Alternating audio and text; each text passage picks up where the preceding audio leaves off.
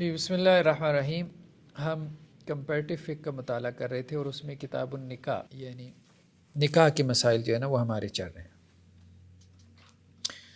Last time ہم نے اس میں ولایت کی بات کی تھی، یعنی نکاح میں کوئی گارڈین ہونا چاہیے لڑکی کا، لڑکی کو خود سے نکاح نہیں کرنا چاہیے، کورٹ میرج کی بحثیں آ گئیں اس میں. اور تعدد ازواج یعنی ایک سے زیادہ نکاح کرنا، پولی گیمی جسے کہتے ہیں، اس کا بھی ذکر آیا تھا. آج ہم نے ذکر کرنا ہے نکاح میں کفاءت کا.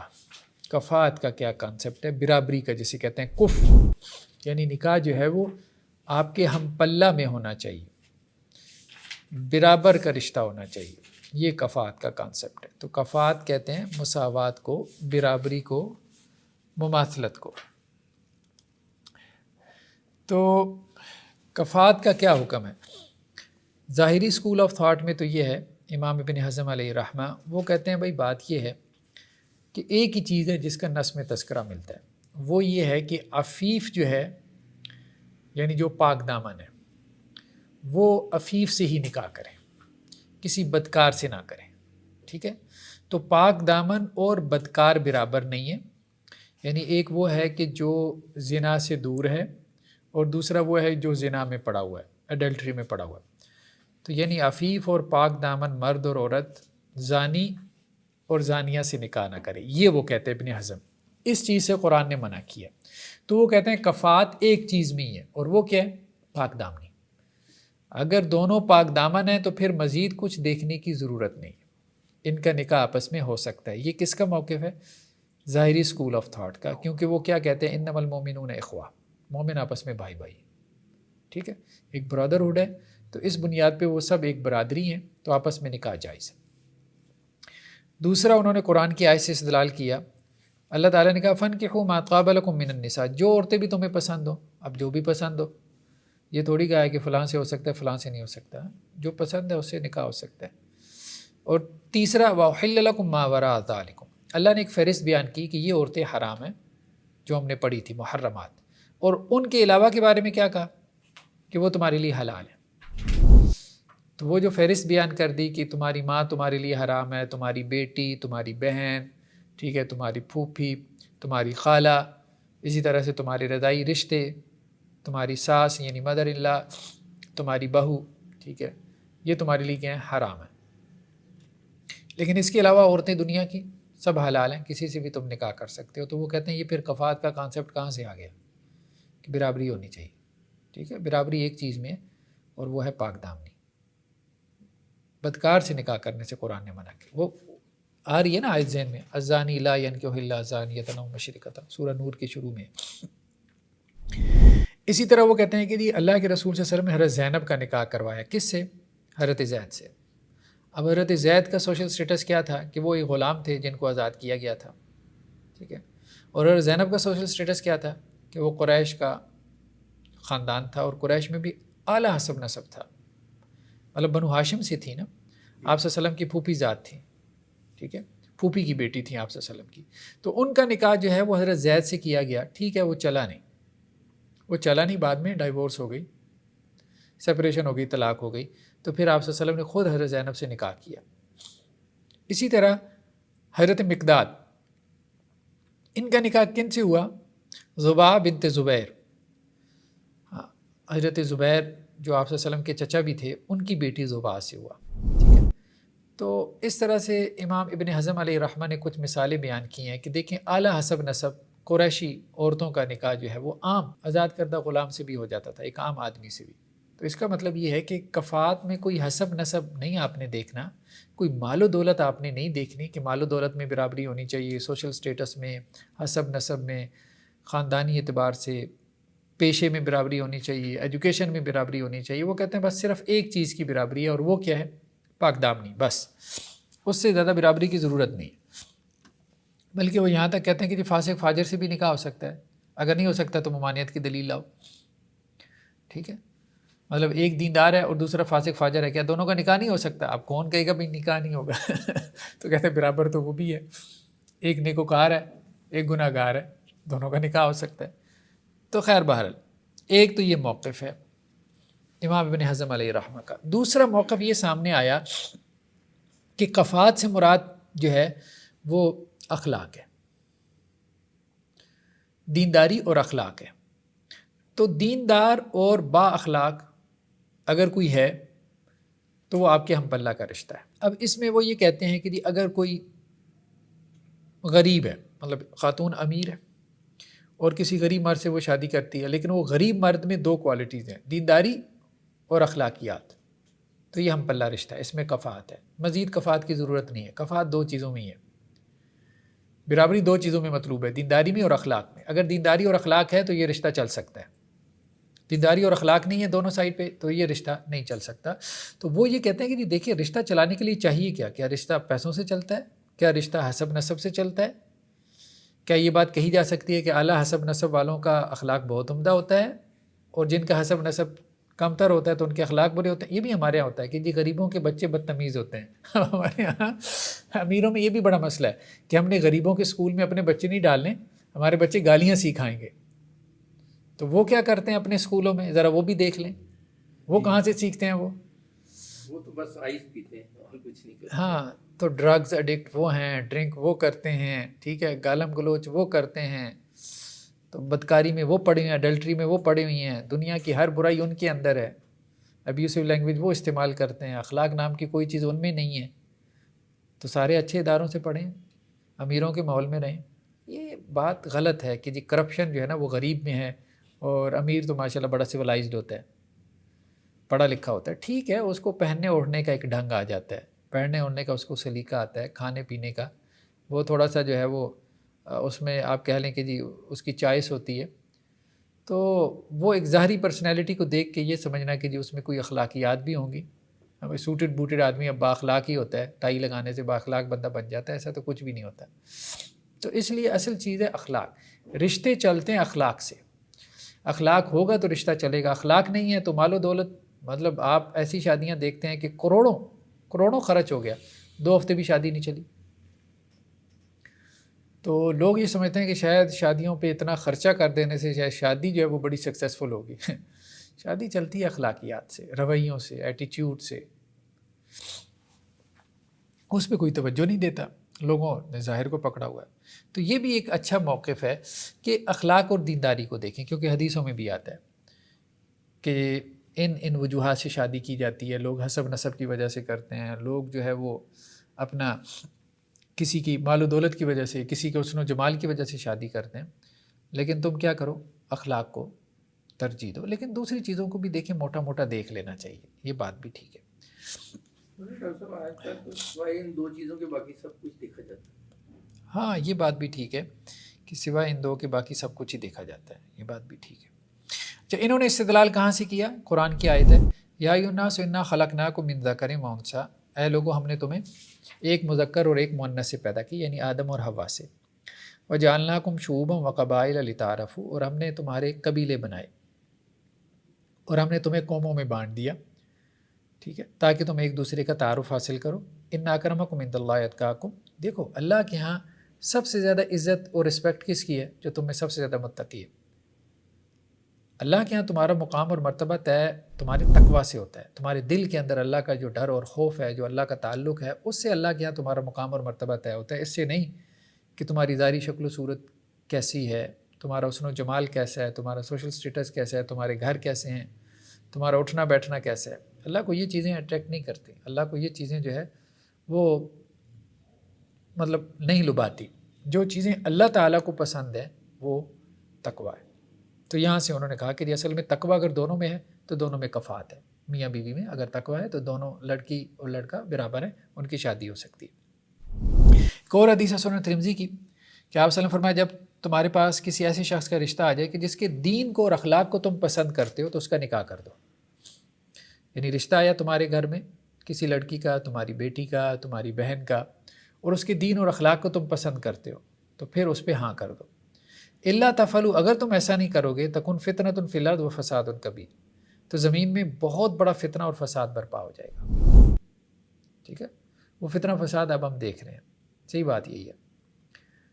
تو جتنے بھی ہمارے قریبی حلقوں میں اب دیکھیں نا کہ جنہوں نے میرج بیورو کھولے ہوئی ہیں تو وہ یہی بتاتے ہیں بس کہ اتنے زیادہ لوگ جو ہے وہ رشتوں کے حوالے سے متلاشی ہیں، اتنے زیادہ، اور خاص طور پہ بچیوں کے مسائل بہت زیادہ، اوور ایج ہو رہی ہیں، ٹھیک ہے، رشتے نہیں ہیں، تو ایک ایک گھر کے اندر 2 2 3 3 4 4 5 5 7 7 بہنیں بیٹھی ہیں، رشتے نہیں مل رہے، اور مائیں پریشان ہیں، ڈپریشن میں جا رہی ہیں۔ اب اس میں بھی ایک بڑی وجہ کیا ہے، دیکھو انسانوں کو بھی سوچنا چاہیے نا، بعض اوقات کوئی رشتہ آپ کو مل رہا ہوتا ہے یا ماضی میں آیا تھا، لیکن انسان بہتر سے بہتر کی تلاش میں ہوتا ہے، وہ بہت زیادہ آئیڈیالسٹک ہو جاتا ہے، جب بہت زیادہ آئیڈیالسٹک ہو جاتا ہے تو ایک جو اپرچونٹی اس کو مل رہی ہوتی ہے نا، وہ اس کو لاس کر دیتا ہے، اور بعد میں وہ اپرچونٹی بھی نہیں ملتی، مطلب لڑکی کی بھی ایک ایج ہوتی ہے نا، ایک عمر ہوتی ہے، اس کے بعد اب ظاہری بات ہے کہ اس کا جو حسن و جمال ہے یا اس کی جو شکل و صورت ہے وہ ڈھلنا شروع ہو جاتی ہے، تو جیسے وہ کہیں کہ جی اب وہ اس طرح سے گڈ لکنگ نہیں رہ جاتی، تو یہ جو ایج ہے اس کی 16 17 18 20 سال تک کی، اس میں اگر اس کا رشتہ کوئی آ رہا ہے تو کر دیں بھائی، تھوڑا سا کمپرومائز کر لیں۔ 18 20 سال کا لڑکا ٹھیک ہے، اب اس طرح سے نہیں بنا ہوا ہوگا جیسا کہ اس کو ہونا چاہیے تھا، ہمارے یہاں ویسے بھی ذرا لڑکے جو ہے وہ ذمہ دار نہیں ہوتے، میچورٹی ان میں ہوتی ہے، لیکن یہ ہے کہ وقت کے ساتھ ساتھ اگر اس میں پوٹینشیل ہے، یہ دیکھ لیں کہ پوٹینشیل ہے اگر بچے کے اندر تو وہ کچھ بن جائے گا، آج نہیں تو 10 سالوں بعد بن جائے گا، ٹھیک ہے، اتنا دیکھنا کافی ہوتا ہے، یہی نہیں کہ جو اس نے 40 سال کی عمر میں بننا ہے وہ اب آپ کہیں کہ جی ابھی وہ ہو، ابھی تو وہ نہیں ہو سکتا۔ تو اب اس وجہ سے بہت زیادہ مسائل ہیں، بہت زیادہ مسائل ہیں ہمارے ہاں رشتوں کے جو ہے وہ اتنے زیادہ، مجھے بھی بہت سے لوگ کنسلٹ کرتے رہتے ہیں، پیرنٹس بھی اور دوسرے بھی، بندے کو سمجھ نہیں آتی، تو یہ وہی فتنہ اور فساد برپا ہو رہا ہے، ڈیٹنگ کلچر عام ہو رہا ہے، اور جو ہے وہ، اور اس میں اب بعض اوقات اولادیں بھی جو ہے وہ اپنے پیرنٹس کو متوجہ کرتی ہیں، اب یہ بھی بہت ہے، لڑکے ہوں لڑکیاں ہوں، بہت دفعہ وہ کہتے ہیں کہ جی پیرنٹس کو بہت کہتے ہیں جی ہماری شادی کر دیں کر دیں کر دیں، لیکن نہیں کرتے، اور بعض اوقات کوئی معقول رشتہ آتا بھی ہے جی فیملی سے باہر ہے، ٹھیک ہے، اس وجہ سے نہیں کرتے، اور بعض دفعہ ان کے مسائل یہ ہوتے ہیں جی ہمارا وہ سوشل سٹیٹس کا نہیں ہے، حالانکہ وہ دیندار لڑکا ہوتا ہے۔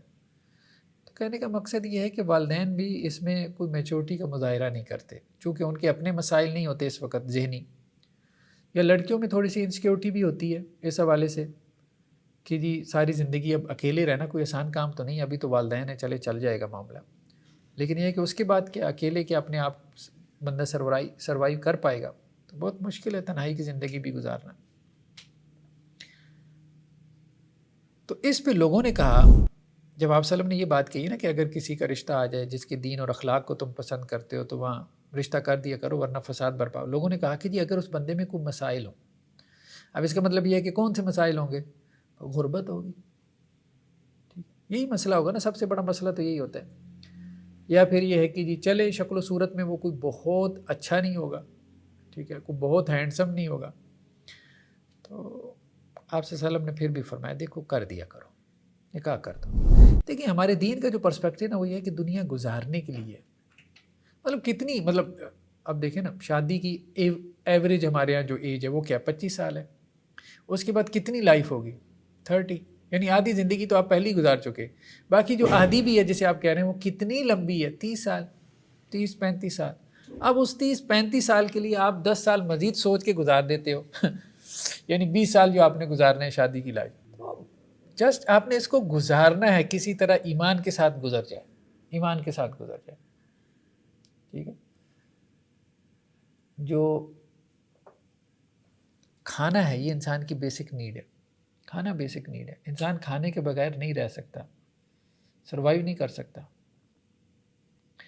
لیکن اچھا کھانا یہ ہماری بیسک نیڈ نہیں ہے، KFC میکڈونلڈ، ٹھیک ہے، ہوٹلنگ کرنا یہ ہماری بیسک نیڈ، اس کے بغیر انسان اپنے آپ کو سمجھا سکتا ہے، رہ بھی سکتا ہے، سروائیو کر سکتا ہے۔ شادی انسان کی بیسک نیڈ ہے، لیکن اچھی جگہ شادی یہ کوئی بیسک نیڈ نہیں ہے، ٹھیک ہے۔ تو آپ دنیا میں مطلب سارا کھانا جو ہے وہ انجوائے کرنے کے لیے نہیں آئے، اور دنیا میں ہی آپ سب کچھ بہتری حاصل کرنے کے لیے نہیں آئے، بس آئے ہو امتحان کے لیے، اس امتحان میں سے کسی طرح سے پاس ہو جاؤ، کسی کے ساتھ بھی آپ کا رشتہ بن جائے، اب یہ آپ کا امتحان ہے، اس امتحان میں سے آپ نے پاس ہو کے دکھانا ہے، کیونکہ اللہ نے رشتوں کے ذریعے سے بھی آزمایا۔ تو شادی کو دیکھنے کا ایک پرسپیکٹو تو یہ ہے کہ شادی مزہ ہے، ٹھیک ہے، اور ایک پرسپیکٹو کیا ہے کہ یہ امتحان ہے، کہ اللہ نے جیسے مال و دولت سے آزمایا، اسی طرح اللہ نے رشتوں سے بھی آزمانا ہے، اولاد سے بھی آزمانا ہے، بیوی بچوں سے بھی آزمانا ہے، شوہروں سے بھی آزمانا ہے. اس آزمائش میں تم نے کامیاب ہو کے دکھانا ہے. بس ہر کوئی آ رہا ہے اپنا رول پلے کر کے چلا جائے. لیکن اس طرح سے لوگ بہت کم سوچتے ہیں. ہم ایسے سینسٹیو ہو جاتے ہیں کہ جیسے پتہ نہیں کتنے ہزار سال ہماری عمر ہے، اور ان ہزاروں سالوں کا ہم نے کوئی فیصلہ کرنا ہے، اور ہم نے بڑا کوئی سوچ سمجھ کے فیصلہ کرنا ہے، اور کوئی چن کے جو ہے وہ تلاش کر کے کوئی شہزادہ یا شہزادی لے کے آنی ہے. اب وہ شہزادہ یا شہزادی اس کی آپ کہہ لیں کہ جی تلاش میں انسان کی عمر جو ہے وہ ڈلنا شروع ہو جاتی ہے، اور وہ ملتا پھر بھی نہیں ہے. ہاں بعض اوقات مل بھی جاتا ہے. جب آپ کو وہ مل جاتا ہے آپ کا شہزادہ یا شہزادی، تو وہ یہ کہتی ہے کہ جی میں تو آپ کا شہزادہ شہزادی ہوں، لیکن آپ میرے شہزادے یا شہزادی نہیں ہیں. مطلب میں تو آپ کا آئیڈیل ہوں سو ہوں، لیکن آپ میرے آئیڈیل نہیں ہیں. وہ کسی اور آئیڈیل کی تلاش میں. تو کوئی آپ کا آئیڈیل ہوگا لیکن آپ اس کے آئیڈیل نہیں ہوگے. بس یار بس لائف ہے، گزارو. ایک مناسب سا رشتہ مل گیا بس ٹھیک ہے، دماغ کے اوپر چیزیں سوار نہ کرو، آگے چلاؤ. بس یہ ہے، اس طرح سے لائف. کون فی دنیا کا انہ کا غریب و عابر و سبیل. دنیا میں ایسے رہو جیسے تم مسافر ہو یا راہ گزر ہو. تو اب مسافر مطلب کس طرح سے کو رستے میں جو ہے وہ گھر بنانا شروع کر دیتا ہے؟ نہیں، اس طرح سے تو نہیں. مسافر تو بس سفر میں ٹھیک ہے کچھ چیزوں کی ضرورت پڑتی ہے، ٹھیک ہے، آپ وہ چیزیں اپنے پاس رکھیں، آپ اپنا بیگ جو ہے وہ اس کو کیری کریں، اپنے پاس رکھیں، اپنے کپڑے وپڑے جوتے شوتے جو بھی سفر میں چیزیں ضرورت کی ہیں. لیکن مسافر مسافر ہوتا ہے، وہ ریزیڈنٹ کی طرح بیہیو نہیں کرتا.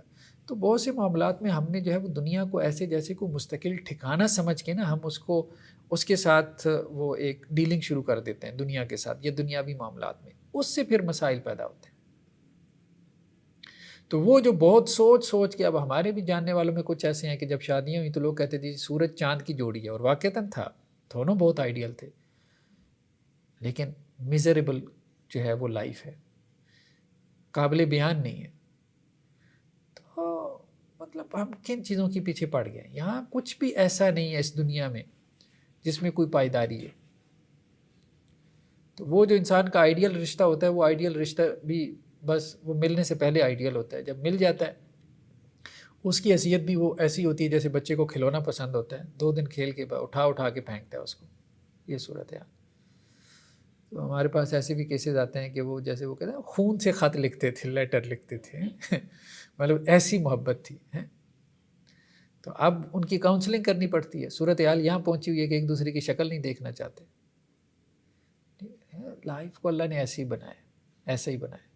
تو آپ کی خوابوں کا شہزادہ سارا کچھ جس کے لیے آپ جینا مرنا چاہتے تھے، کسی کو وہ نہیں ملا، وہ اس کی جو ہے وہ وصال میں ساری زندگی ساری فراق میں ساری زندگی جو ہے وہ سوچتے سوچتے گزار دیتا ہے. جس کو مل گیا تو اس کی محبت بس پھر کیا اس پہ بندہ تبصرہ کرے. چلے باہر. اسی طرح یہاں پہ ایک روایت لے کے آئے ہیں حضرت زینب رضی اللہ عنہ، جو آپ صلی اللہ علیہ وسلم کی کزن تھیں. تو آپ صلی اللہ علیہ وسلم نے ان کو کہا کہ جی زید کے لیے ہم رشتہ بھیجتے ہیں. حضرت زید آپ صلی اللہ علیہ وسلم کے اڈاپٹڈ چائلڈ تھے اور آزاد کردہ غلام تھے. تو آپ صلی اللہ علیہ وسلم نے اپنی کزن کے لیے اپنے اڈاپٹڈ چائلڈ کا رشتہ بھیجا. تو انہوں نے انکار کر دیا کہ جی یہ تو میرے ہم پلہ نہیں. اور ان کے بھائی عبداللہ نے بھی انکار کر دیا، جی ہمارا ہم پلہ نہیں ہے، ہم تو قریشی لوگ ہیں، ہم کہاں شادی کریں، مطلب لوگ ہمیں آر دلائیں گے، کہاں شادی کر دی. تو اب اس پہ جو قرآن مجید کی آیات نازل ہوئیں کہ دیکھو اللہ اور اس کے رسول صلی اللہ علیہ وسلم ایک چیز کو پسند کر رہے ہیں، تو اب اس میں ناپسندیدگی کا اظہار نہ کرو. خیر بہرحال وہ پھر حضرت عبداللہ نے بھی کہا، حضرت زینب نے بھی کہا آپ صلی اللہ علیہ وسلم کو جب یہ آیات نازل ہوئیں تو انہوں نے کہا کہ جی اللہ کے رسول آپ جہاں شادی کرنا چاہتے ہیں آپ کر دیں. تو آپ صلی اللہ علیہ وسلم نے حضرت زید کے ساتھ اپنی کزن کی شادی کر دی، حضرت زینب کی. لیکن وہ شادی زیادہ چلی نہیں. اس میں ایک چیز تو یہ دکھانی تھی کہ قانونی اعتبار سے اس کا جواز موجود ہے، ہو سکتا ہے، ٹھیک ہے، ہم پلہ ہونا یا کفات حسب نسب کے اعتبار سے یہ کوئی شرط نہیں ہے، لازمی کنڈیشن نہیں ہے، ٹھیک ہے. یہ دکھانا مقصود تھا جس کے لیے یہ کام ہوا. قریشی کی شادی غیر قریشی سے ہو سکتی ہے. جیسے ہمارے یہاں بڑا بنایا ہوا ہے ایک طبقے نے کہ جی سید کی شادی جو ہے نا، جو سید ہے اس کی غیر سید سے نہیں ہو سکتی. عجیب ہے. تو اب تو ہمارے سید بھی ایسے ہیں کہ کسی کے پاس کوئی نسب نامہ بھی نہیں ہے، ٹھیک ہے. تو لطیفہ معروف ہے نا کہ جب یہ پارٹیشن ہوئی تھی تو یہ سارے ہندوستان سے آ رہے تھے، تو جب پاکستان میں داخل ہونے لگے تو بارڈر کے پاس رک کے کہنے لگے کہ کیا کریں گے. تو صاحب نے کہا کیا کرنا کیا ہے، بس شادی بن جائیں گے. سید بن جائیں گے. تو یہاں تو صورتحال وہ ہے کہ دیہات سے آپ شہر میں آتے ہیں تو گھر کے باہر سید کی جو ہے وہ شاہ جی کی آپ تختی لگا لیتے ہیں. کسی کو کیا پتہ کہ جی کون ہے کون نہیں. 3-4 نسلوں بعد کسی کو یاد بھی نہیں رہ جاتا کوئی شجرا نکالے کہ جی سید ہے کیا ہے. لیکن چلیں وہ تو ایک علیحدہ بات ہے کہ لوگوں نے نسب نامے جو ہے وہ اپنے بگاڑ لیے.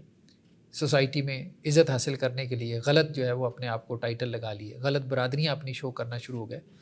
لیکن مسئلہ یہ بھی ہے کہ شادی ہو سکتی ہے, برادری فلاں برادری اعلیٰ ہے, فلاں جو ہے وہ کمتر ہے. جیسے ہندوؤں میں 4 ذاتیں بنا دی گئیں, برہمن ہے, شودر ہے, کھشتری ہے, ویش ہے. مسلمانوں میں تو ایسا نہیں ہے. ایسا یہ جو اس طرح برادری بدلنا یہ وہ حدیث کے نہیں آتا کہ باپ بدلنے والی بات. ہاں برادری بدلا باہر ایک جھوٹ تو ہے نا, جھوٹ تو ہے, اس کو کذب کہا گیا. یہ غلط ہے. اسی طرح انہوں نے اور بھی حدیثیں بیان کی ہیں, واقعات کی طرف تذکرہ کیا. ابو حذیفہ انہوں نے جو ہے وہ سالم کا نکاح جو ہے وہ ہند بنت ولید بن عتبہ بن ربیعہ, یہ ظاہر بات قریش کے سرداروں میں سے تھے, ٹھیک ہے, تو ان کی بیٹی ہند سے کیا. حضرت بلال کی جو نکاح ہوا تھا, حضرت بلال حالانکہ حبشی غلام تھے, ٹھیک ہے, حضرت عبد الرحمن بن عوف کی بہن سے ہوا تھا ان کا نکاح. حضرت علی سے سوال ہوا رضی اللہ عنہ کہ نکاح میں کیا کفات ضروری ہے, مساوات برابری حسب نسب میں ہم پلہ ہونا ضروری ہے؟ تو انہوں نے کہا نہیں, بس ٹھیک ہے, لوگ ایک دوسرے کے برابر ہیں, کافی ہیں. ٹھیک ہے, جب لوگ ایمان لے آئے, اسلام قبول کر لیا, تو اب وہ آپس میں برابر ہیں.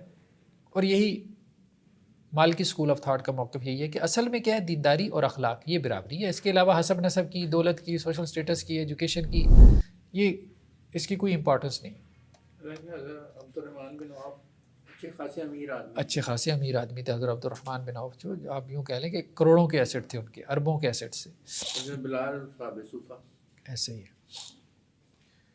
لیکن پھر بھی میجورٹی جو فقہا کی ہے وہ یہ کہتے ہیں کہ جی کفات میں جو ہے کچھ اور چیزیں بھی آ جاتی ہیں, یعنی دینداری اور اخلاق کے علاوہ بھی کچھ چیزوں کو ہمیں دیکھنا چاہیے رشتہ کرتے ہوئے. دیکھیں یہاں تک اگر بات ہے کہ دیکھنا چاہیے تو اس میں کوئی حرج نہیں, دیکھنا تو ہمیں چاہیے, کیونکہ اگر حسب نسب میں دونوں طرف سے اچھے ہیں, سوشل اسٹیٹس دونوں کا برابر ہے, یا اس میں ایجوکیشن میں دونوں اچھے ہیں, تو ایک ذہنی کمپیٹیبلٹی ہوتی ہے, ایک جو ہے وہ فریکوینسی جیسے آپ کہتے ہیں کہ جی میچ کر جاتی ہے, تو دیکھنے میں تو کوئی حرج نہیں ہے. انسان کی خواہش ہوتی ہے کہ اس کی شادی حسب نسب والے خاندان میں ہو, اس کی بیوی حسین و جمیل ہو. عورت کی خواہش ہوتی ہے اس کا خاوند اچھا کماتا ہو, ہینڈسم ہو. تو یہ ساری فطری خواہشات ہیں, اس کا ہم انکار نہیں کر سکتے. لیکن کیا یہ ضروری ہے ان کا لحاظ کرنا؟ تو ہم یہ بات کریں ان کا لحاظ ضروری نہیں. جس کا لحاظ ضروری ہے وہ دینداری اور اخلاق ہے. باقی چیزوں پہ کمپرومائز کیا جا سکتا ہے, لیکن اگر کوئی باقی چیزوں کا لحاظ کرتا ہے تو یہ نہیں ہم کہہ سکتے کہ وہ کوئی گناہ گار ہے یا دنیا دار ہے. فطری خواہشات. تو میجورٹی جو فقہا کی ہے وہ یہ کہتے ہیں کہ جی کچھ اور چیزوں کا بھی لحاظ کرے کفات میں, دینداری اور اخلاق کے علاوہ. سب سے پہلے تو نسب ہے. خاندانوں کا دیکھیں بڑا اثر پڑتا ہے, یہ بات ٹھیک ہے.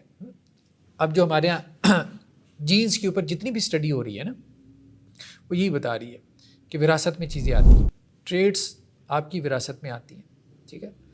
اور مطلب جینز جو ہے وہ طے کرتے ہیں آپ کا کلر, آپ کی ہائٹ, اور ایون کہ بہت ساری جو خاندانی ٹریڈس ہیں وہ اوپر سے آتی ہیں. تو اس لیے اچھے خاندان میں, حسب نسب والے خاندان میں شادی کرنا, اس کے اثرات تو ہوتے ہیں, اثرات ہوتے ہیں. روایتوں میں ملتا ہے کہ قریش کی عورتیں بالکل اور تھیں, ٹھیک ہے, اور انصار کی عورتیں بالکل اور تھیں, ٹھیک ہے. تو قریش کی عورتوں کا انداز یہ تھا کہ جیسے وہ مطلب شجاعت, بہادر, ٹھیک ہے, دل جگرے والی. اور انصار کی عورتیں جیسے بہت زیادہ سبمسو ہوتی تھیں, ٹھیک ہے. تو جب قریش کی عورتیں وہاں گئی ہیں نا ہجرت کر کے مدینہ میں, تو انصار کی عورتیں, آپ کیا لفظات بولنا چاہیے, خیر بہرحال, تو وہ انصار کی عورتوں کو انہوں نے انفلوئنس کیا. وہ بھی شیر ہوگی. ہاں وہ بھی شیر ہو گئی, آپ یوں سمجھ لیں. تو وہ پھر آپ صلی اللہ علیہ وسلم کے پاس جو ہے وہ مسائل آنا شروع ہوئی ہے, ٹھیک ہے. انصار نے بھی کہا کہ جی یہ مطلب کیا معاملہ شروع ہو گیا. تو خیر ہر ایک کلچر, ہر ایک خاندان, اس کا اپنا ایک مزاج ہوتا ہے. تو خاندانوں کے مزاج آگے ٹرانسفر ہوتے ہیں. تو اس لیے اچھے خاندان میں شادی کرنا حسب نسب والی عورت میں, جیسے وہ ہندا نے کہا تھا نا ابو سفیان کی بیوی نے, جب آپ صلی اللہ علیہ وسلم نے فرمایا کہ بیعت کرو, اس بات پہ بیعت کرو کہ بدکاری نہیں کرو گی, تو اس نے کیا الفاظ تھے، انہوں نے کیا کہا تھا؟ ہاں آزاد عورت ہاں، حضرت ہندہ نے کہا تھا کہ اللہ کے رسول کیا آزاد عورت بھی بدکاری کر سکتی ہے؟ مطلب تصور بھی نہیں ہے کہ خاندانی عورت بدکاری کر سکے، تصور بھی نہیں تھا، بھلے وہ کافر خاندان سے ہی ہو۔ تو بہرحال حسب نسب کا جو ہے وہ فرق پڑتا ہے، خاندانی شرافت ہوتی ہے، بہت ساری چیزیں ہوتی ہیں۔ دوسری چیز کیا؟ حریت، اس کو بھی بعض فقہا نے ذکر کیا۔ حریت یعنی حریت سے مراد یہ ہے کہ جی ایسا یہ دو روایتیں ہیں، ایک ابو دردہ سیدنا ابو ہریرہ سے کہ نبی کریم صلی اللہ علیہ وسلم نے فرمایا کہ ابو ہند کے خاندان سے رشتے ناطے کرو۔ ہاں، دوسرا یہ ہے کہ ایک روایت یہ سیدنا ابن عمر رضی اللہ تعالیٰ عنہ سے، سب عرب ایک دوسرے کے کفو ہیں، ہر قبیلہ دوسرے کا، ہر شاخ دوسرے کی، ہر آدمی کسی بھی دوسرے کا، ماں سوائے جلاہے کے اور سینگی لگانے والے کی۔ دیکھیں بہت سی روایتیں ایسی ہیں جو کہ ضعیف ہیں، میں ان کو چھوڑ دیتا ہوں، اس لیے ان کا تذکرہ ہی نہیں کرتا، ٹھیک ہے۔ اس کتاب میں بہت ساری روایتیں ایسی ہیں جو کہ ضعیف ہیں، ٹھیک ہے، ثابت نہیں۔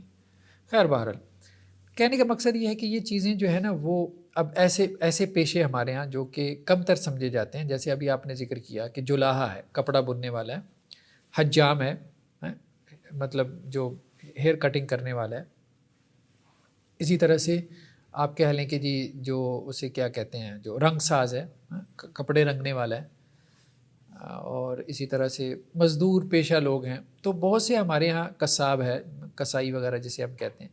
اب ایسے پیشے ہیں جو ہمارے ہاں حقیر سمجھے جاتے ہیں سوسائٹی میں، ٹھیک ہے۔ اب ظاہری بات ہے ایک حسب نسب والی خاتون کی اس پیشے والے کے ساتھ شادی کر دیں گے تو بنے گی نہیں، صاف نظر آ رہا ہے کہ نہیں بنے گی، ٹھیک ہے۔ تو وہاں اوائڈ کرنا چاہیے، یعنی یہ بات اگر آپ کہیں کہ اس کا لحاظ کرنا چاہیے تو ظاہری بات ہے لحاظ کرنا چاہیے، اس کا اولیاء کو بھی لحاظ کرنا چاہیے، لیکن بات یہ ہے کہ اس پہ اولیاء بھی راضی نہیں ہوں گے، لڑکی بھی نہیں راضی ہوگی، کیوں وہ اتنے کم تر اس میں جا کے شادی کرے گی؟ ہاں کچھ ایسی ہوتی ہیں جو اپنے گھر کے ڈرائیور کے ساتھ بھاگ جاتی ہیں، لیکن بات یہ ہے کہ وہ اب اس کی عقل مت ہے، اب بندہ کیا کہے، ٹھیک۔ لیکن یہ بڑے مسائل ہمارے یہاں اچھے خاندانوں کو بھی پیش آتے ہیں، جب سے انہوں نے کورٹ میرج کو کیا ہے نا، تو اب بڑے ایلیٹ کلاسز میں بھی کیا ہے کہ وہ ڈرائیور کے ساتھ وہ لڑکی جو ہے وہ نکل گئی، بھاگ ہو گئی، سیٹ ہو گئی۔ اب انہیں یہ ہے کہ جی کہاں ڈرائیور اور کہاں ہماری ایلیٹ کلاس اور ہم پالیٹیشینز اور ہمارے ساتھ وزارتیں اور فلاں یہ وہ، لیکن دوڑتے رہو بھائی، اب آپ کیا کر سکتے ہو؟ تو سوچ کے قانون بنانا تھا۔ تیسرا کیا ہے؟ اسلام۔ اسلام میں جو ہے وہ برابری ہونی چاہیے۔ ہاں اسلام تو دیکھیں ظاہری بات ہے کافر کے ساتھ تو آپ کا نکاح نہیں نہ ہو سکتا، لیکن اس میں وہ یہ کہہ رہے ہیں کہ آباء و اجداد ایک کے مسلمان ہیں اور ایک کے باپ دادا مسلمان نہیں تھے، تو اس زمانے میں اس چیز کو بھی کنسیڈر کیا جاتا تھا، یار تو اس کے تو باپ دادا ہی مسلمان نہیں ہے، اس کی فیملی مسلمان نہیں ہے، تو فیملی میں اکیلا مسلمان ہوا ہے، تو اب اس کا وہ سوشل سٹیٹس نہیں ہوتا تھا۔ یعنی ظاہری بات جب مسلم کمیونٹی ہوگی تو مسلم کمیونٹی میں اس کا سوشل سٹیٹس زیادہ ہوگا کہ جس کا سارا خاندان ہی نسلوں سے مسلمان چلا آ رہا ہے، اور ایک وہ ہے کہ ایک آدھا جو ہے وہ اپنے پورے خاندان میں سے مسلمان ہو گیا، ٹھیک ہے، تو اس کا وہ سوشل سٹیٹس نہیں ہوگا، بلکہ لوگ ہو سکتا ہے اس کے اسلام کے بارے میں بھی تھوڑا سا شک میں ہو، پتہ نہیں کیسا مسلمان ہے کیسا نہیں ہے، ٹھیک ہے۔ تو یہ کہہ رہے ہیں کہ اس کا لحاظ کر لیا جائے، یعنی یہ کنڈیشنل نہیں ہے، اس کا لحاظ کر لے، اس کا لحاظ کر لے تو اچھا ہے، ٹھیک ہے۔ تو اسی طرح کسی کے آباء و اجداد میں بھی کوئی غلام تھے اور ایک وہ ہے جس کے آباء و اجداد آزاد چلے آ رہے ہیں، تو دونوں برابر نہیں ہیں، وہ یہ کہہ رہے ہیں کہ اس لحاظ سے بھی دیکھ لیں۔ چوتھا کیا ہے؟ حرفہ، یہ وہی بات آ گئی، پیشے کا بھی اعتبار کرے، ٹھیک ہے۔ یہاں پہ انہوں نے کچھ پیشوں کا ذکر کیا، جیسے یہ صفائی کرنے والے ہوتے ہیں جنہیں ہم اپنی زبان میں چوڑا کہہ دیتے ہیں، سڑکوں پہ جھاڑو پھیرنے والے۔ ظاہری بات ہے یہ ایک ایسا پیشہ ہے کہ کوئی شریف آدمی یہاں بیٹی نہیں دے گا، لیکن قانونی اعتبار سے ہو جاتا ہے، وہ کوئی ممانعت نہیں ہے، لیکن رشتہ چلے گا نہیں۔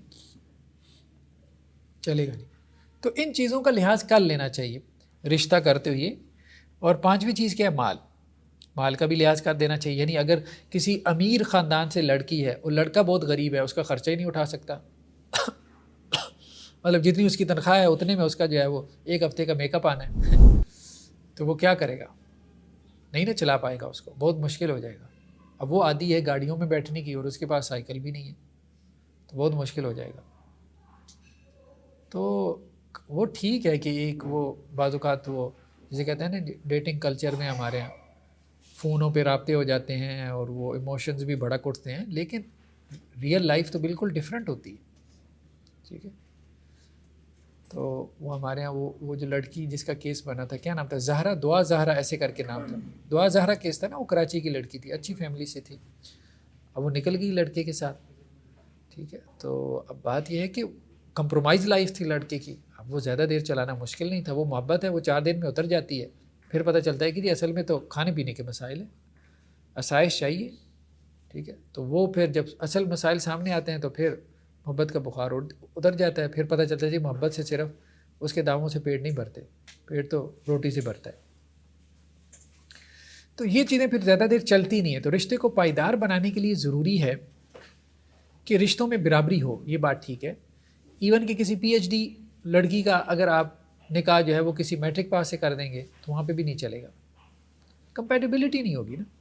یہ سارے مسائل جو ہے نا فیمیل کی طرف سے ہیں، لڑکی کی طرف سے، ہاں لڑکے کی طرف سے نہیں. دیکھیں لڑکے کا ہاتھ اگر اونچا ہونا تو وہ لڑکی کو چلا لے گا، لڑکے کا ہاتھ اگر اونچا ہے تو وہ لڑکی کو چلا لے گا، اور یہ بہتر سمجھا جاتا ہے. یعنی سوسائٹی میں اس کو عیب نہیں سمجھا جاتا کہ لڑکا بہتر ہو، مال و دولت کے اعتبار سے اسٹیبلش ہے، اور لڑکی غریب گھرانے سے لے آئے، اس پہ کوئی اعتراض نہیں کرے گا. تو وہ کہیں گے لڑکی کی تو ذمہ داری ہے، اس کو تو بہتر ہونا ہی چاہیے. یعنی لڑکے کے بارے میں تو ایکسپیکٹیشن یہی ہے کہ وہ لڑکی سے بہتر ہو ہر اعتبار سے، مال و دولت میں، حسن و جمال میں، سوشل اسٹیٹس میں، ایجوکیشن میں. تبھی تو وہ چلائے گا، تبھی تو اس کا روب قائم ہوگا. وہ قوام ہے، وہ ذمہ دار ہے. ذمہ دار وہی بن سکتا ہے جو بہتر ہو، ٹھیک ہے. اور ایک طرف ہم اس کو ذمہ دار بنا رہے ہیں، دوسری طرف جس کو وہ لے کے آ رہے ہیں وہ اس سے بہتر ہو، تو وہ کیسے ذمہ داری نبھائے گا؟ بہت مشکل ہو جائے گا. تو یہ معاملہ ہے اصل میں. اسی طرح ایک اور چیز کا ذکر کیا انہوں نے، عیوب. بعض اوقات کوئی معذور ہے، ٹھیک ہے، تو پھر بھی مشکل ہے. اب لڑکا اگر معذور ہے تو اب لڑکی جو ہے وہ معذور نہیں ہے، تو لڑکی کے لیے ایکسیپٹ کرنا مشکل ہو جائے گا. لیکن بعض اوقات چل بھی جاتی ہے، مطلب لڑکے کی جاب وغیرہ اچھی ہو، مناسب انکم ہو، تو ٹھیک ہے لڑکی اس پہ کمپرومائز کر لیتی ہے. تو وہ پھر لڑکی کے اوپر ہے کہ وہ کمپرومائز لائف جو ہے وہ گزار لے تو گزار لے. لیکن کفات کا لحاظ کر لیا جائے تو یہ اچھا ہے. یعنی اس سے رشتہ امید ہے کہ بہتر چلے گا. لیکن ہم یہ نہیں کہہ سکتے کہ اگر اس کا لحاظ نہ کیا گیا تو رشتہ نہیں چلے گا، لیکن تب بھی رشتہ چل جاتا ہے. بعض اوقات ڈفرینس بہت زیادہ ہوتا ہے، رشتہ چل جاتا ہے، ہم دیکھتے ہیں چل جاتا ہے. نیکسٹ انہوں نے یہی بات کی ہے کہ یہ کفات بھی بیسیکلی نا سارا ہم عورت کے اعتبار سے دیکھ رہے ہیں، مرد کے اعتبار سے نہیں. مرد کو تو عورت سے اونچا ہی ہونا چاہیے. تو مرد اگر بہتر ہے عورت سے ہر لحاظ سے تو یہ تو اچھا ہی ہے، یہ تو بہتر ہی ہے. لیکن اس میں بھی ذہنی کمپیٹیبلٹی ہونی چاہیے. اگر مرد بھی نا کوئی بہت نیچے خاندان سے عورت لے آئے گا نا تو وہ فٹ نہیں بیٹھے گی. عموماً ہمارے یہاں کیا کرتے ہیں، مرد پہلی شادی تو اپنے خاندان میں کرتے ہیں، اب دوسری وہ پھر بہت جب نیچے سے لے آتے ہیں نا تو عموماً پھر وہ ڈائیورس. ہمارے اپنے جاننے والوں میں ایسا بہت ہوا، مہینے کے بعد ڈائیورس دے دی. اب مسئلہ یہ تھا کہ جب آپ نے بہت نیچے جا کے شادی کی تو اب اس بیچاری کو کیوں اب آپ وہ خراب کر رہے ہو؟ گزارا کرو، آپ چلاؤ اس کو. تو لیکن یہ ہے کہ یہ بہرحال سوچنا چاہیے اس میں، بجائے اس کے کہ سیپریشن کی طرف چلے جائیں. کچھ اور ہوتی ہیں نکاح کرنے والی.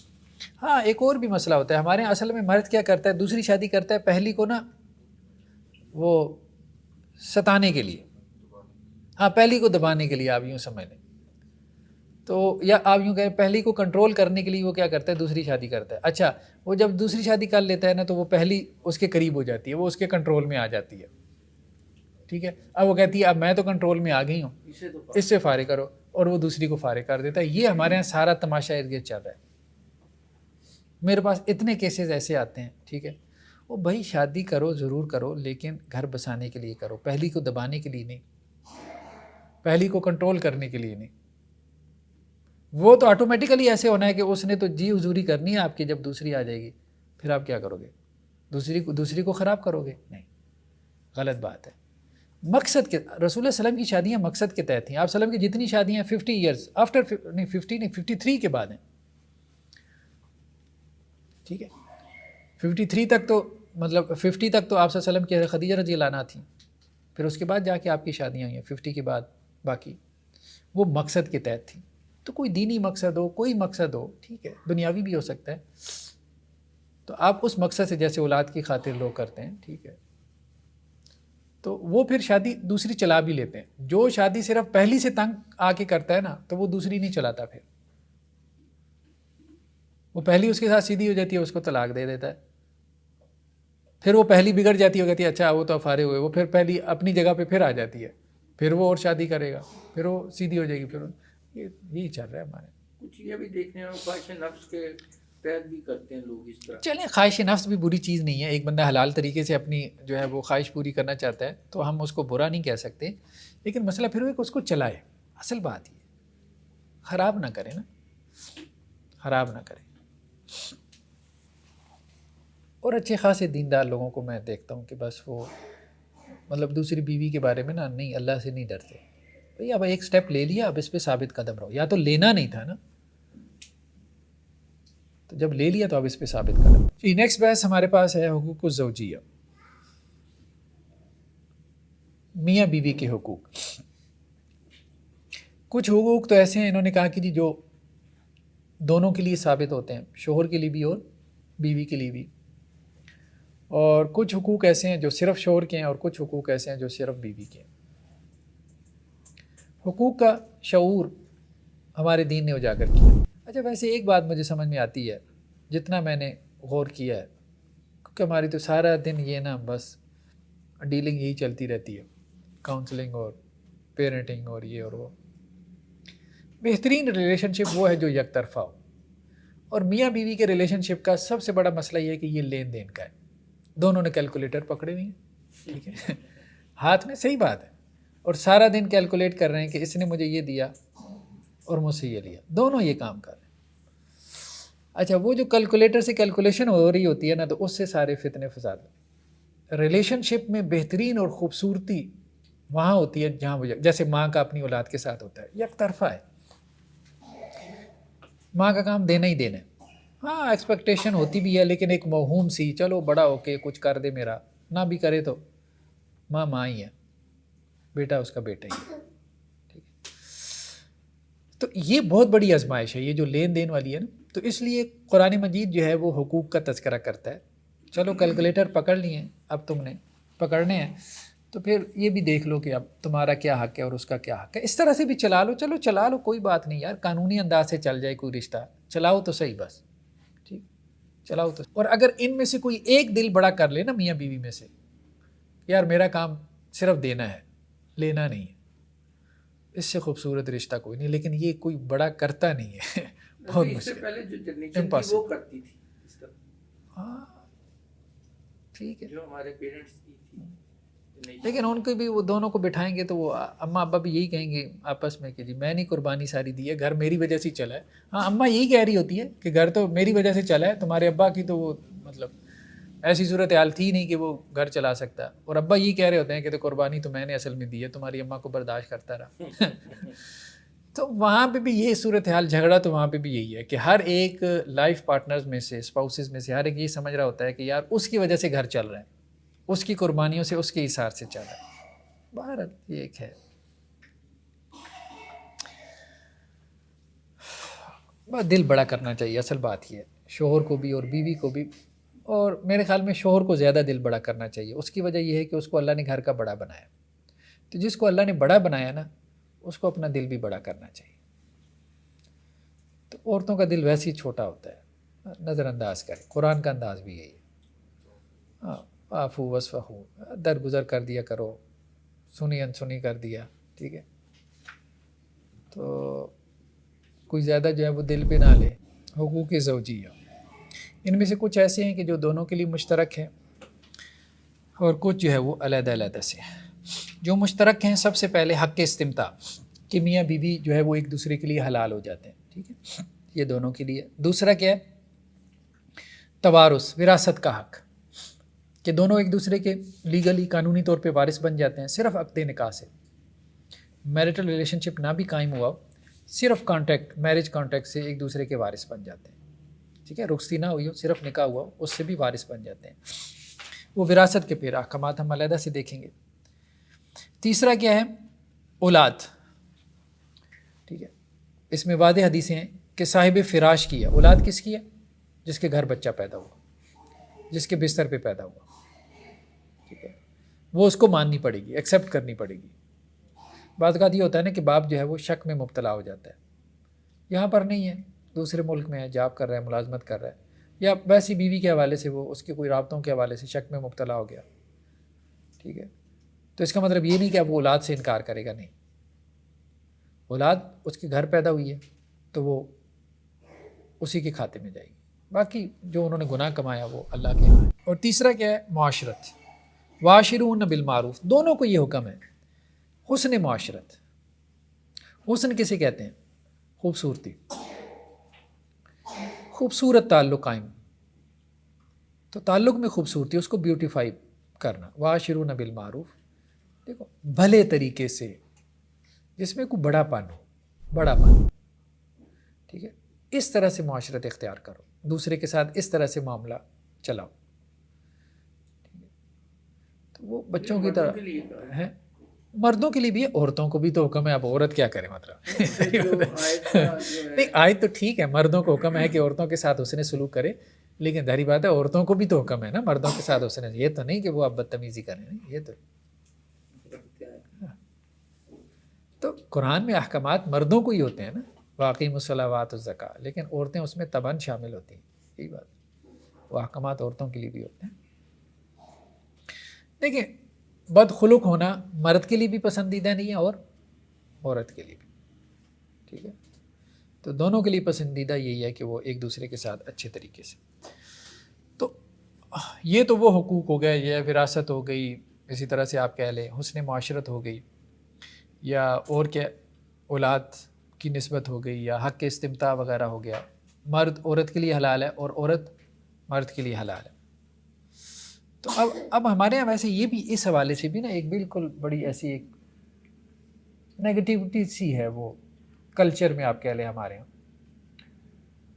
تو مطلب عورت جو ہے نا اگر مرد کے ساتھ تعلق کا اظہار کرے تو اس کو معیوب سمجھا جاتا ہے, یا عورت اگر اس میں پہل کرے تو اس کو معیوب سمجھا جاتا ہے ہمارے یہاں. پتہ نہیں کیا اس کے کوئی مسائل ہیں, کیا ہے.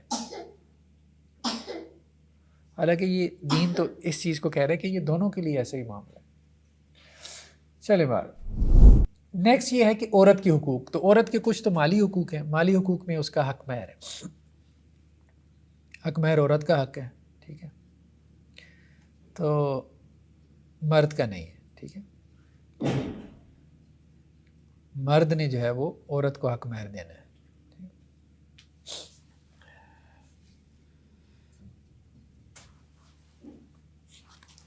حق مہر کی بحث میں یہ کیا لے کے آئے ہیں قرآن مجید کی آیت, وآتُ النساء صدقاتہن نخلا, اور عورتوں کو کیا کرو, ان کے حق مہر دو جو ان کے لیے ایک تحفہ ہے, ایک گفٹ ہے, ایک ہدیہ ہے. اور یہ ہدیہ بھی اس طرح سے کہ یہ لازم ہے, مرد بڑا ہے تو بڑے کو جو ہے وہ دینا چاہیے, دینا بنتا ہے اس کا. اس سے بھی مرد کی بڑائی قائم ہوتی ہے. یہ جو ہم خاندانی نظام میں ایکویلٹی کے چکر میں پڑ گئے ہیں نا, دیکھیں بات یہ ہے, پھر تو آپ یہ بھی بات کرو نا کہ عورت مرد کو حق مہر دے, پھر ایکویلٹی کی بات کر لو کہ مرد عورت کو حق مہر دے اور عورت مرد کو حق مہر دے, اور پھر مرد عورت کو نان نفقہ دے اور عورت مرد کو نان نفقہ دے.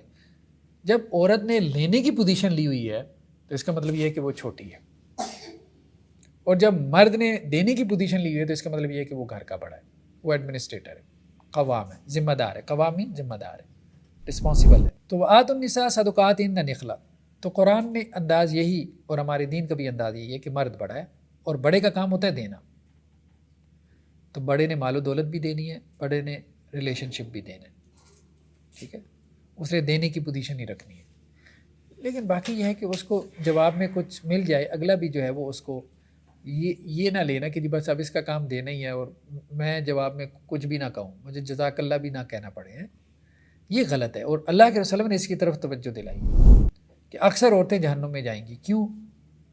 کہ وہ جو تھینک فل بھی نہیں ہوتی, یعنی لیتی رہتی ہیں لیکن اس پہ جزاک اللہ مطلب اس کے جواب میں کچھ کرنا, تو وہ تو دور کی بات, جزاک اللہ بھی نہیں کہتی. اگر کر رہی ہیں اور تھینک فل ہیں وہ تو بہت بڑی بات ہے نا, وہ تو ٹھیک ہے, وہ تو ہم بات نہیں کر رہے, لیکن کم از کم یہ بنتا ہے.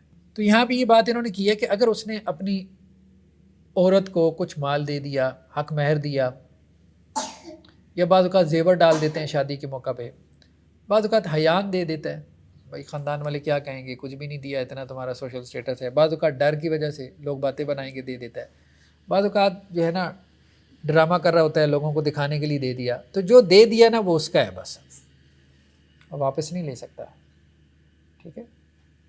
بعض اوقات کیا کرتے ہیں جی شادی کے 4 سال بعد، او جی یہ زیور تو ہم نے دکھانے کے لیے ڈالا تھا آپ کو، یہ تو آپ کو دیا ہی نہیں، وہ ساس محترمہ بہو کا سارا زیور سمیٹ لیتی ہیں، غلط ہے، ایسے ٹھیک نہیں، جو دے دیا سو دے دیا، ٹھیک ہے۔ دوسرے جو بعض دفعہ کسی ناچاکی کی بنا پر جب وہ سیپریشن ہوتی ہے تو وہ کہتے ہیں جو مال وغیرہ چینج کیا ہوا وہ ریٹرن کرے، اس طرح ہوتا ہے۔ دیکھیں اگر تو عورت خلا لیتی ہے نا، عورت خلا لیتی ہے تو پھر عورت حق مہر بھی واپس کرے، اور جو اس کو انہوں نے زیور وغیرہ ڈالا ہے جو اس کے پاس موجود ہے، لیکن جو تو اس نے کھا پی لیا پرانا کر دیا نا، اب یہ نہ کہے شور کی جی وہ کپڑے بھی واپس کرو جو 10 سال پرانا کہاں سے لے کے آئے، وہ تو لگ گیا نا، وہ تو ٹھیک ہے، ختم ہو گیا، اس نے اپنے شور کے لیے پہنے تھے، کون سے اپنے لیے پہنے تھے، تو میک اپ تھا یا کچھ بھی سامان تھا، ہاں جو بیوی کے پاس موجود ہے شور کی طرف سے دیا ہوا تو وہ پھر اس کو واپس کر دے، یہ بات ٹھیک ہے، یہ سمجھ میں بھی آتی ہے، کیونکہ شور یہ پوزیشن لے رہا ہے کہ بھائی رشتہ میں تو نہیں توڑا، آپ کا ڈیسیجن ہے، جب آپ توڑے ہو تو اب مجھے جو ہے وہ نقصان تو ہو رہا ہے، ایک تو رشتہ توڑنے کا نقصان ہو رہا ہے، میرے بچے ہیں فلاں یہ وہ، میرے مسائل پیدا ہوں گے، ذہنی ہوں گے یا جو بھی ہوں گے، کم از کم مجھے یہ ہے کہ وہ مالی نقصان تو نہ پہنچا کے جاؤ، تو وہ تو قرآن نے بھی کہا کہ حق مہر واپس کرے، جب قرآن نے حق مہر کی بات کر دی تو اس کا مطلب یہ ہے کہ جو اس نے اضافی طور پہ دیا وہ تو بالاولا واپس کرنا چاہیے،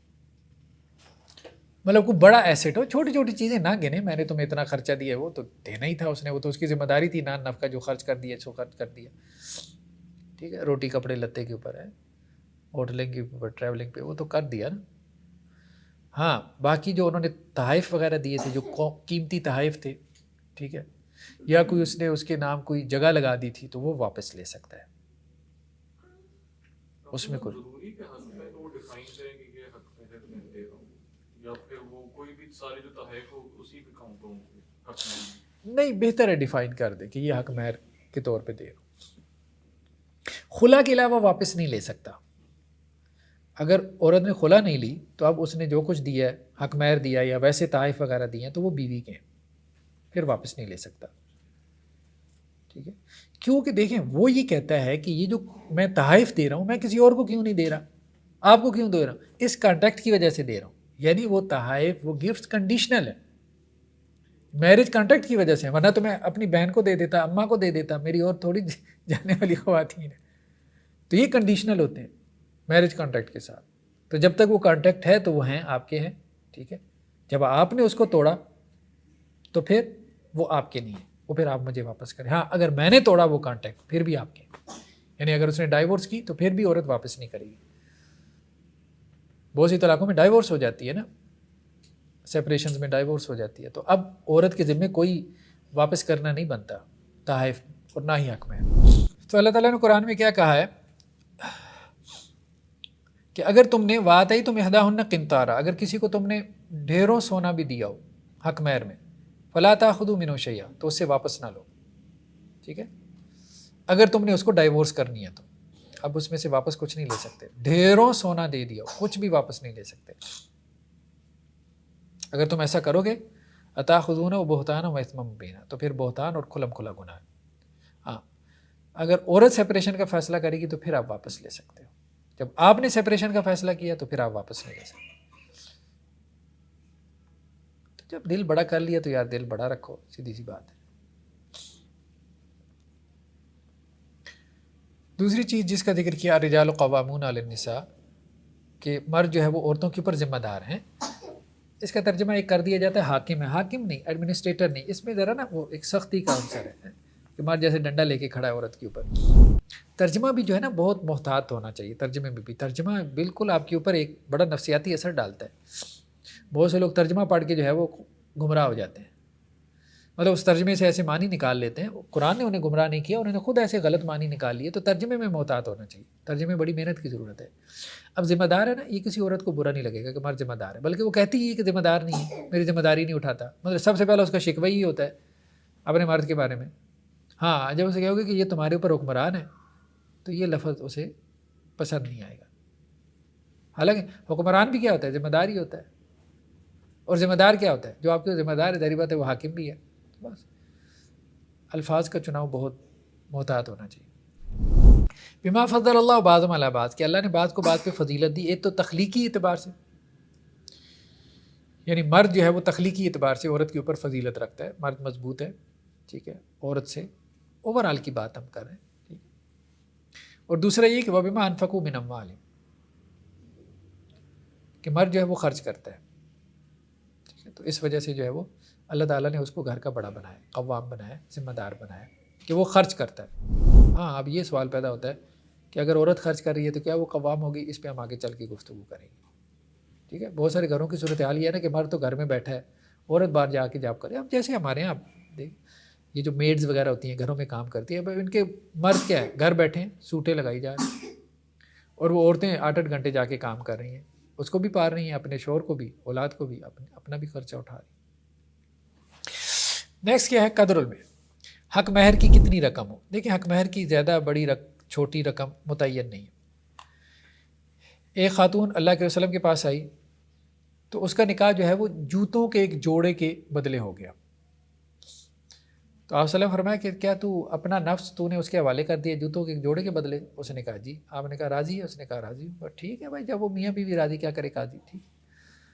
تو ایک عورت نے جوتوں کے ایک جوڑے کے عوض جو ہے وہ نکاح کیا, ٹھیک ہے. آپ وسلم نے اس کو جاری کیا.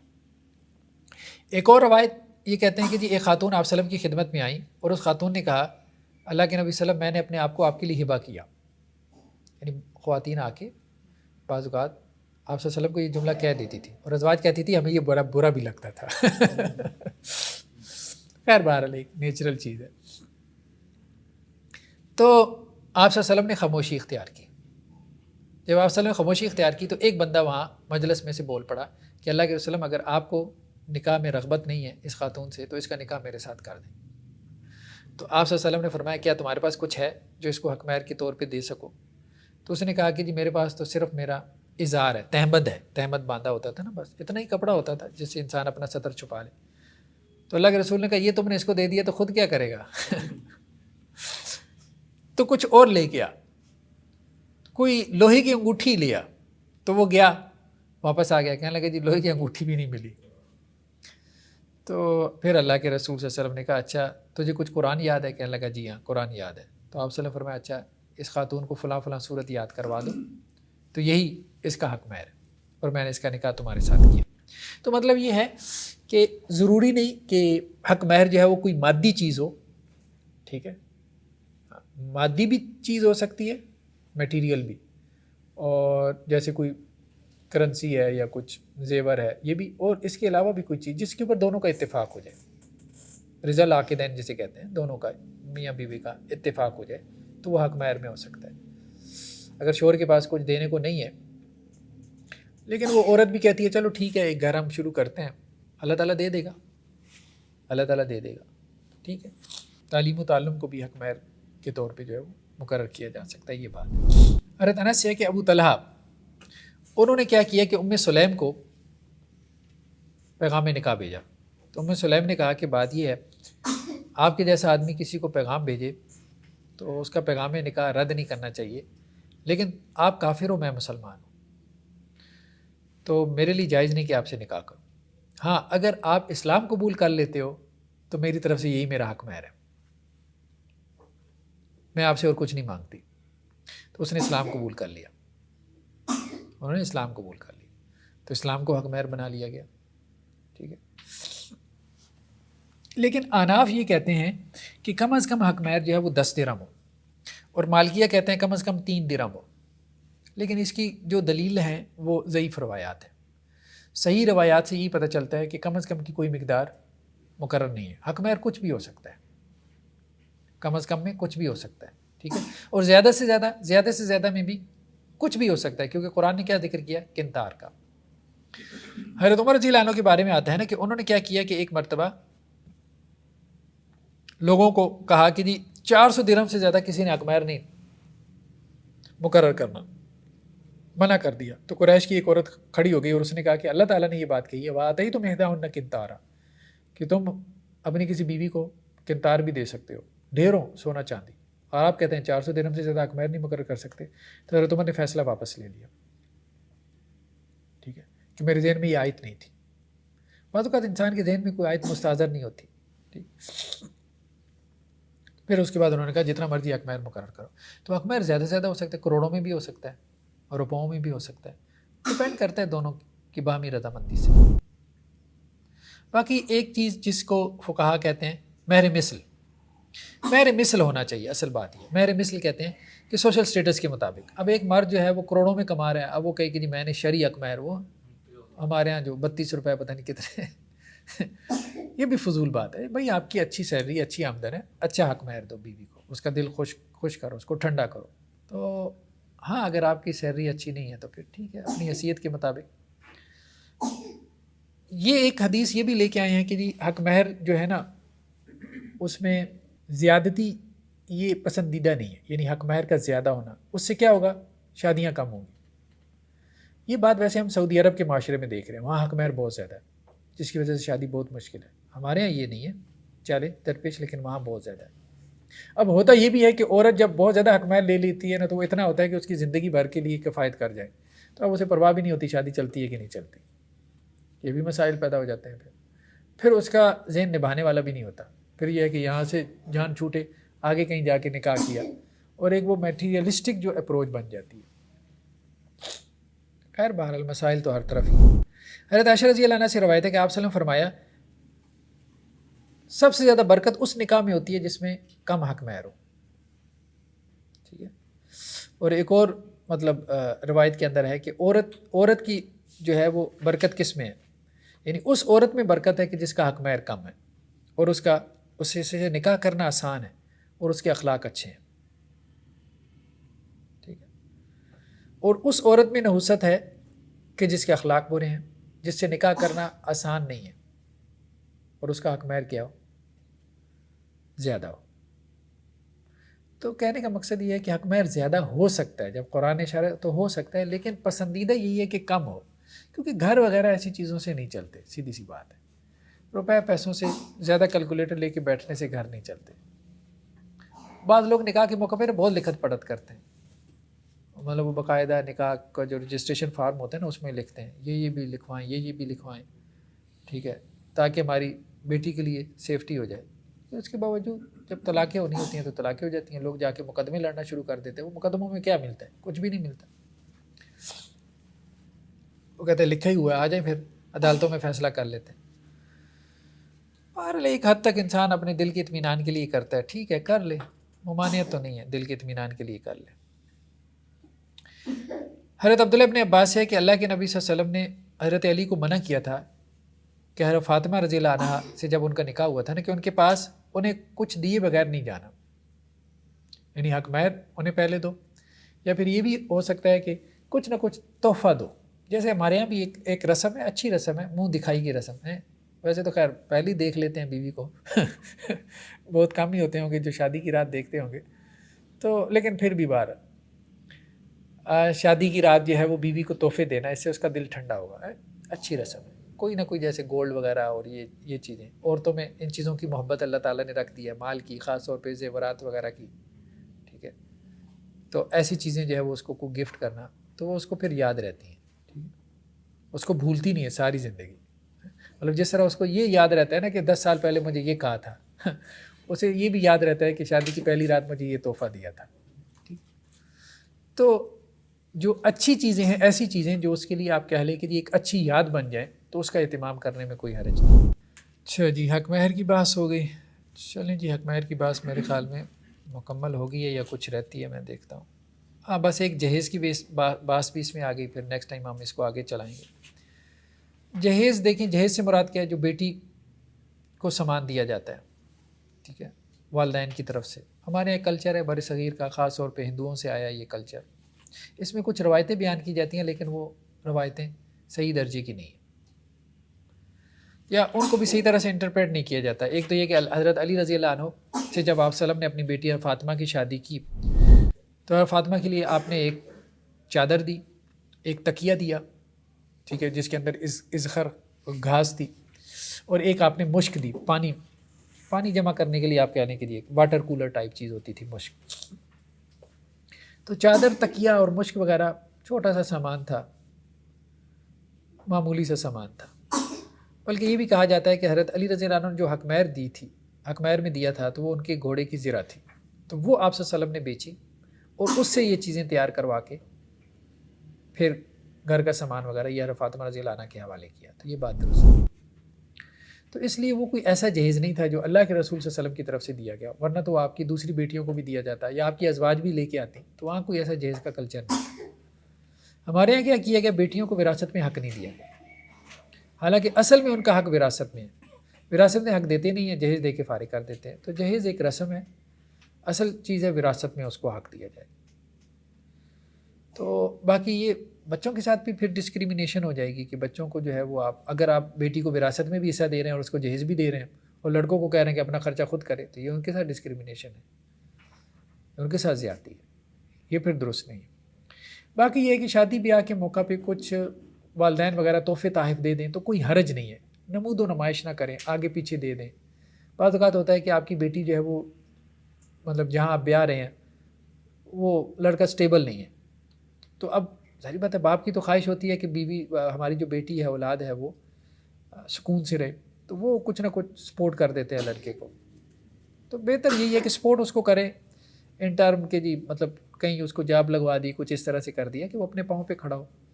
اگر آپ اس کو مسلسل دینا ہی شروع کر دیں گے تو وہ پھر اس کے لیے بھی اچھا اثر اس پہ نہیں پڑے گا۔ باقی کچھ تحفے تحائف شادی کے موقع پہ آگے پیچھے دے دینے میں کہ جی کو گھر کا وہ سرکل وغیرہ چل جائے تو حرج بھی نہیں ہے، مطلب اس کو کوئی حرام کہنا بھی درست نہیں ہے۔ اصل چیز یہ کہ اس کو ایک رسم نہ بنائیں کہ وہ سوسائٹی میں اس طرح سے عام ہو جائے کہ لوگ اس کو کوئی قانون سمجھ لیں، اور جو غریب نہیں دے سکتے تو وہ بھی پھر کیا کریں، قرض لے کے جو ہے وہ دینے کی کوشش کریں، اور جو جہیز نہیں بھی لے کے آتی ہیں پھر ان کو بھی تانے پڑیں، تو یہ غلط ہے، یہ نہیں ہونا چاہیے۔ تو بہرحال اللہ سے دعا ہے اللہ تعالیٰ عمل کی توفیق دے۔ چلیں جی، آج اتنا ہی کافی ہے۔ سبحانک اللہم و بحمدک، نشہد ان لا الہ الا انت